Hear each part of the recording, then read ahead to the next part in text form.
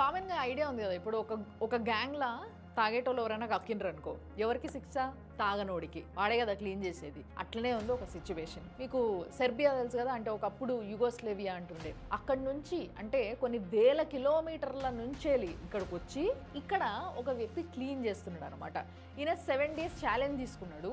ఏమని అంటే ఈ 7 daysలో ఇప్పుడు August 15th వస్తుంది, ఇండిపెండెన్స్ డే వస్తుంది కదా, అప్పుడు వరకు నాతో అయినంత క్లీన్ చేస్తా అని చెప్పేసి ఫస్ట్ ఆయన ఉంటున్న ఇంటి ముంగట క్లీన్ చేసిండు, తర్వాత 2 streets క్లీన్ చేసిండు, తర్వాత ఒక టెంపుల్ ప్రమిసెస్ మొత్తం కూడా క్లీన్ చేసిండు.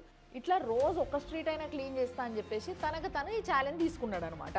సో ఇట్లా క్లీన్ చేస్తుంటే ఒక మనిషి వచ్చి ఆయనకు హెల్ప్ చేస్తున్నాడు, ఆయన కూడా క్లీన్ చేస్తున్నాడు.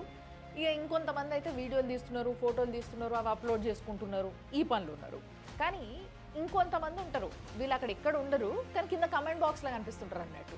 వీళ్ళు ఎట్లాంటి వాళ్ళు అని అంటే అదే చెప్పినా కదా ఫస్ట్ సామెత, అట్లాంటి వాళ్ళు అన్నట్టు. వీళ్ళు ఏంటంటే కక్కుతారు, క్లీన్ చేయరు, మళ్ళీ క్లీన్ చేసేటోళ్ళు ఓ బూతు తిడతారు అన్నట్టు. చాలా మంది కమెంట్స్ ఏమని పెడుతున్నారు తెలుసా కింద, బ్రో కొంచెం మా గల్లీకి వచ్చి క్లీన్ చేయవా ప్లీజ్.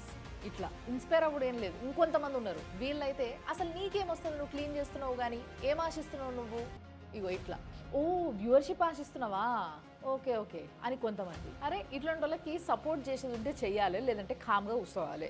అంతేగాని పాపం ఆయన ఏదో ఛాలెంజ్ తీసుకొని ఒక మంచి పని చేస్తుంటే సపోర్ట్ చేయకపోగా ఇట్లా మాట్లాడడం అవసరమా, నాకు అర్థమైతలేదు. సర్లే ఇక జనాల్ని కూడా ఏమంటాం కానీ ఈ మధ్య కొన్ని కేసులు చూస్తున్నాం కదా మనము. ఏమైపోతుందంటే ఇట్లనే ఒక మంచి పని పేరుతోని బయటకు వస్తారు, తర్వాత కొన్ని రోజుల తర్వాత ఏదో ఒక పెద్ద భారీ నష్టాన్ని కలుగజేస్తారు.